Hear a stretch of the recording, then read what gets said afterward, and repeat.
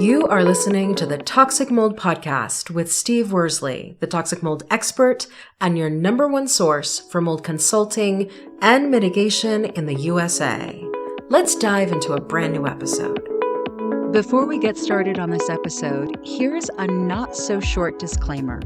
While all attempts have been made to verify the content provided in this podcast, neither the podcaster nor the producers assume any responsibility for errors, omissions, or alternative interpretations of the issues discussed here.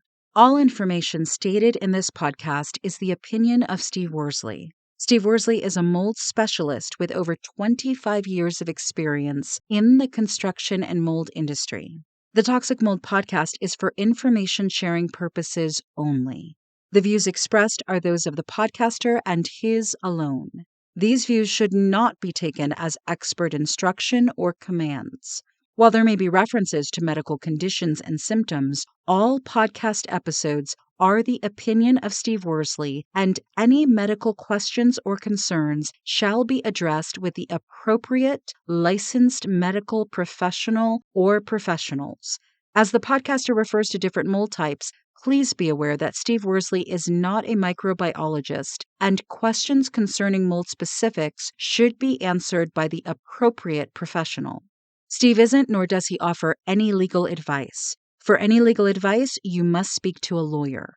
The listener is 100% responsible for his or her own actions. You can check out Steve's books on Amazon. Just go to Amazon and search for author Steve Worsley. You can also take Steve's mold education courses, such as Mold 101 and the Mycotoxin Prevention Kit, by going to cnccontractorservices.com. Again, check out his mold education courses at cnccontractorservices.com.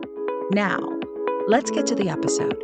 Hello, you're listening to the Toxic Mold Podcast with myself, Steve Worsley. We have my wife, Cassandra. It's another day in paradise, huh? Yes, it is. August is almost over. Very warm month.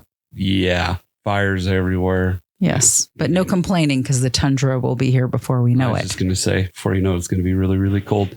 Anyhow, today's subject is probably going to ruffle some feathers. Oh, yeah. For those that listen in the industry, which I know there's quite a few. But today's title is Never Hire a Mold Tester Who Has No Remediation Experience. So why are we deciding to talk about this? Well, I think because there are a lot of mold testers out there who actually have no remediation experience, but act like they know more than the people actually. Exactly.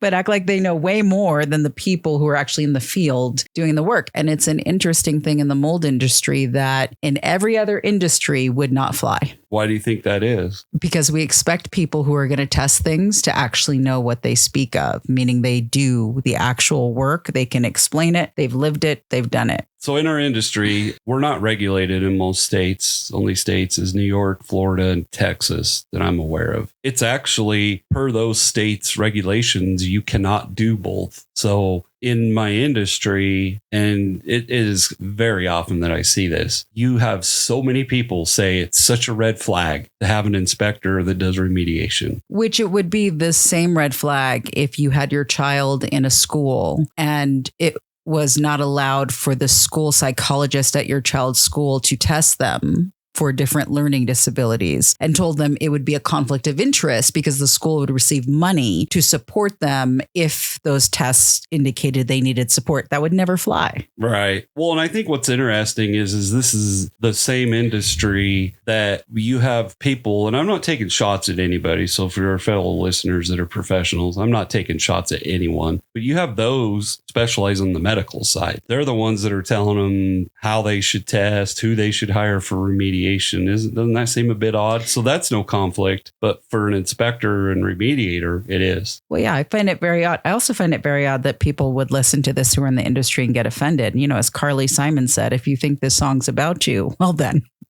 take it personally if you want to. The shoe fits, wear it. Right. So let's just talk about, and people that have listened before know They know my stance. I don't like to ruffle feathers. I get it. People think it's conflict of interest. I don't have to agree with them. I'm sure their rebuttal is, well, in Florida, New York, and Texas, you legally can't do that. Well, I'm pretty sure the people that wrote all these laws and regulations have zero experience in this industry too. Correct. And I would also say that, what we are talking about today is relevant to states that do not have those laws. So I would just preface all of that by saying we understand that in states that do have those specific laws, you have to abide by the state law. Right. What we are talking about is the idea that this is the one field where we're saying that the person who does the work shouldn't be doing the testing. We don't do that with doctors. We don't do it with lawyers. We don't do it with psychologists. We don't do it with a bunch of professions. And my question always is, well, what's the difference? Is this a blue collar versus white collar thing? Are we saying, if somebody all of a sudden has a degree, then it's okay for your orthopedic surgeon to read your MRIs, to read your X? Like we could go down.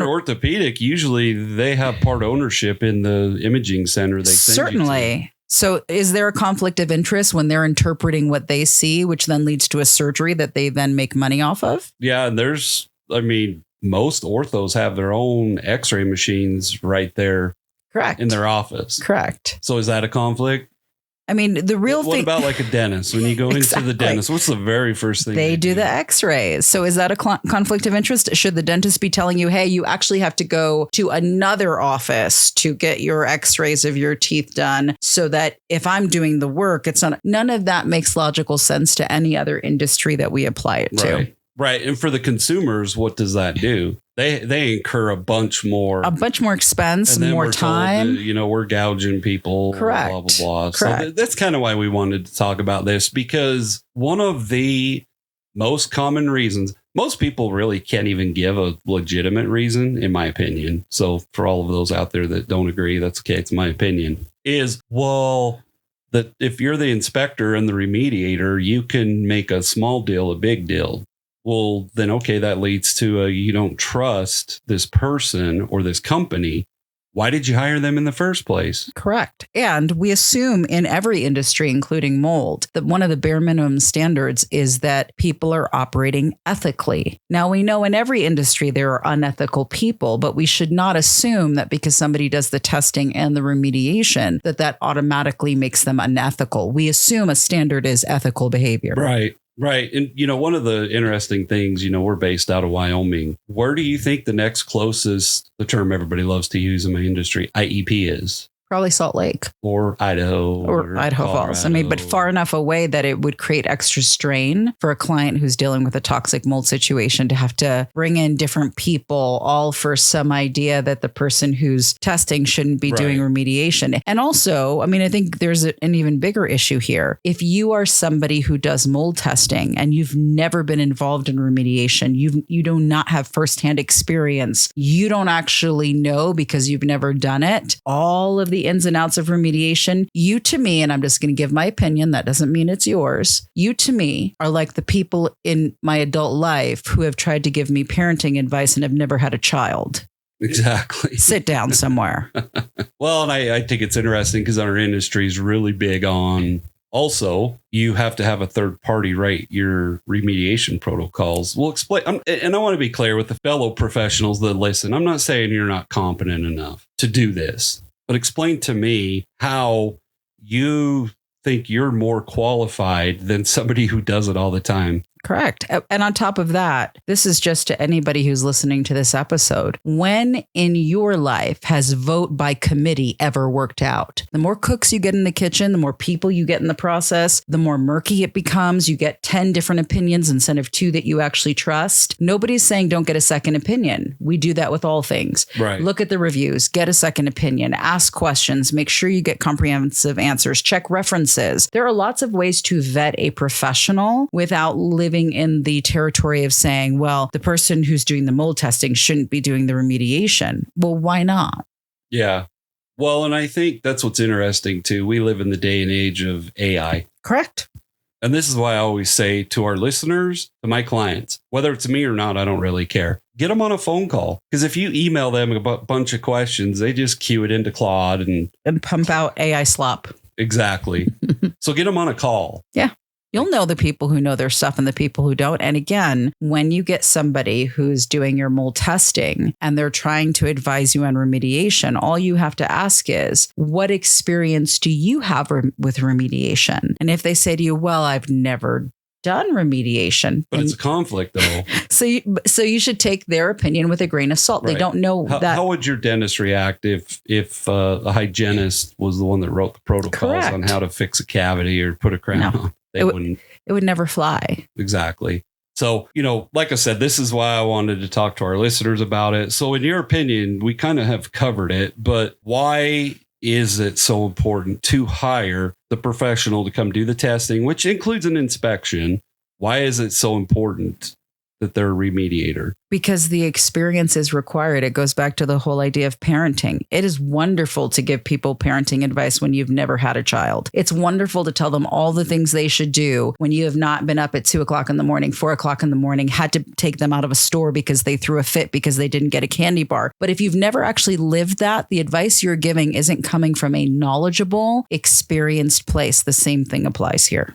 Yeah. And, just to add a little more salt into that wound, from my opinion, taking a course or reading books or getting certified doesn't give you the experience. You should be the boots on the ground. Like, you should do that. Oh, absolutely. How many parenting books do people read before they have children? And then you realize how much of that goes out the window once you actually have them. You're like, Dr. Spock does not know what he speaks of. Right. And so, I guess the whole point for this episode is we do, and I'm very clear with all of my clients. I always say you should hire a third party for PRV. They're like, well, who do we call? I give them some information, and they're like, well, if I can even get somebody here in Wyoming, this is what they're going to charge us. Most of the time I end up doing it. And for those in the industry that think that's a conflict, well, if you don't trust that I'm going to do the job right, you should not hire me in the first place, period. Agreed. And I think that's the bottom line of what it comes down to. You always, in anything, have to go with the professional that you trust. And the way that you figure out whether or not you trust them is you talk to them. You have meetings with them. You have Zoom calls with them. You ask them questions to see what they know and what they don't know. And if you choose to trust them, then you ought to trust them. Yeah. And I think that's, at the end of the day, that's what all this boils down to, is trust. Mm-hmm. Do you have trust and confidence in the person you are hiring? It brings me back to, which I always think is ironic. And it's always kind of I'm in some professional groups, and it's kind of always an underlying thing that upsets a lot of people. To me, I'm just kind of whatever. I'm not going to say what I think. But it's like the medical professionals telling people how they should test their homes. Correct. So you can't have it both ways, is my point. And I think this is a, what do they call it? When you're trying to get somebody to make a choice between two things, it's a binary. This does not have to be an either or. This actually can be a both and. It's not a either I have somebody who's a mold tester, I have somebody who's a remediator. Why would you choose either or when you could have both and? Right. And for our listeners and the professionals that listen, if people want to hire separate companies to do those things, then so be it. But not everybody can do that. And not everybody wants to. And most of those companies, by the way, they're affiliated. Correct. Correct. There's conflicts of interest. We could create a business that's SK inspections and have you as like at the end of the day, it's still me, if that makes sense. Correct. No, there's lots of conflicts of interest that we don't talk about that we deem are okay. But then I find in the mold industry, people want to really walk this hard line on this particular topic. And the people I find walking the hard line in the mold industry on this, and this is where I'd say to all our listeners, pay close attention to the motive and what's at stake for the people holding this rigid line. The people holding this rigid line typically are the people who only do mold testing, haven't done remediation, have no desire to do remediation, and want to stand on the pedestal of you should trust us more than you trust somebody who does both. Last time I checked, I want somebody who does it all. Right. One-stop shop. Right. And yeah, that is a very interesting point. That and remediation, and here's the thing, I'm not saying everybody has to do remediation, but for those remediators out there that listen, and there are some, it's not an easy job. It's a very hard job. I've been on jobs with you. It is a grueling, brutal experience I wish on no one. And I will say that mold testing is easier. Yeah. Yeah. And I mean, and like you said, it is easy to sit there, on a high horse and be like, oh, that's such a conflict when, as you said, those people aren't willing to do the remediation. And like, I want to be clear too, for our listeners. I'm not saying you have to hire an inspector that does remediation. I'm not going to get into other people's motives, but the whole point of this podcast is to explain to our listeners and to the fellow professionals that listen, if you really want to dissect this isn't that big of a conflict of interest that you're trying to make it out to be. No. And I think what it's also doing is it's making newer IAQ professionals who are coming into the mold industry who do remediation, it's making them afraid to also do mold testing, because when they hear this kind of rhetoric, they become afraid of being seen as unethical or untrustworthy because they want to do both. And so we have to have this conversation on a regular basis, because unless and until somebody can give me actual facts about why the two should not coexist, my argument is people who are saying mold testing should be separate from mold remediation have something to gain from that argument. Well, and let me put it to you this way. So you kind of brought up something that is interesting. For our listeners, would you hire a remediator that doesn't even understand mold testing? Not at all. Inspections? Not at all. This goes back to, my clients know this. Here's the funny part about the whole inspector remediation side. I will not do a remediation project until I have inspected that property. Correct. You should know what's going, because you've got to know what you're actually walking into. I had it just happen last week. Oh, we have a mold problem. We just need a remediation bid for our laundry room. I come in there and I find massive issues in a totally separate bathroom. Yep. For our listeners, that's why it's important to have your remediator do an inspection. Because, so let's say I didn't do the inspection. I just give them a bid, get the bid, go do the remediation in the laundry room. My client's still sick. And they're like, well, Steve, we had an issue in another bathroom and you totally missed it. Well, I didn't miss it. I was just doing what you wanted me to do. And that's where I have a beef with the states that claim you can't do both. Correct. Is the state going to take on the liability? Of course they're not. Of course they're not. And at the end of the day, I mean, we can also go down the rabbit hole of, it's interesting that the people who are doing mold testing only and claiming it's a conflict of interest to do remediation and testing, if you were to ask them the question, how many remediation projects have you been actively involved with? How many remediation projects have you been on site to at least observe? How many remediation projects have you played at least a consultative role with? Scope of work's not. Correct. They would say that they were involved. So at the end of the day, outside of pencil pushing and testing, most of those people making this argument have not even gone so far as to be heavily involved with a remediation project so they could learn what that side is really about. That's problematic. Right. And, going back to my analogy earlier, could you imagine if you went to your orthopedic and said, what tests should be performed based on my shoulder injury, if they don't really know? That's super problematic. And, on top of all of that, could you imagine if during surgery they had to bring in a radiologist or whoever to say, hey, see this rotator cuff? It was only a biceps tendon tear that we were dealing with. Now we can see the rotator cuff. They'd be laughed out of the operating room. Exactly. So it's just an interesting thing that in this industry, this is a big deal and a big topic. But if we translate it to mold, it tends to be blue collar? Mm-hmm. But if we translate this to any white collar professional, teachers, psychologists, therapists, doctors, lawyers, the same rules don't apply. Why is that? Yeah, Eve always said that. I think there is a blue collar, white collar divide here, and that should not be the case. Right. Okay. Well, our call to action, we pretty much already said it. Don't hire somebody you don't trust. It's simple. Well, and also don't believe the hype that you hear from those in the industry who are going on to Instagram and TikTok and Facebook and crying about, don't do this, don't do that. You are the keeper of your health and the health of your home. Trust your own wisdom. Yeah. Well, a new thing I've been saying, it's not new. I've been saying this for quite a while to my clients. I'm like, stay off of social media. Yes. People like to be alarmist. It's just, they're keyboard warriors. Like you said, alarmists. There's the know-it-alls. I've done this for 30 years, but I've never done remediation. I mean, there's a whole slew of things. And I do want to end it with this, though. I want to be clear that just because you're only a mold inspector doesn't mean you're not qualified. Because I'm sure I'm going to get some backlash over this episode. But no, and nobody is saying that somebody who just does one side of mold is unqualified. What I am saying is somebody who only does one side of mold, who claims that people who